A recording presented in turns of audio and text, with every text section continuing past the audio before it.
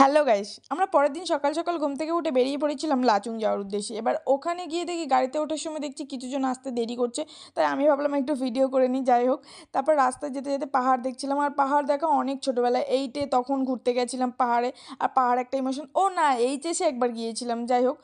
তারপরে এমনি পাহাড়ে গিয়ে এই চা খেতে খেতে যেই পাহাড়ের এই যে ভিউটা দেখতে যে কি ভালো লাগছিল কি বলবো। যাই হোক, পাহাড় তো একটা ইমোশন না, ভালো তো লাগবেই। তারপর ওখান থেকে বেরিয়ে আমি ওকে বললাম যে একটু ভিডিও করে দাও, তো ও ভিডিও করে দিচ্ছিল। ও ভিডিও করে দিতে ওর মানে কি বলবো, মানে বোঝাতে বোঝাতে তারপর খানিকটা যাওয়ার পরে দেখলাম ঝর্ণা, ব্যাস আমাকে কে সামলায়। ওই ঝর্ণার কাছে দৌড়ে গেছি, ও তো আমাকে মানে বকাবকি করছে, পুরো ভিজে গেছি আমি।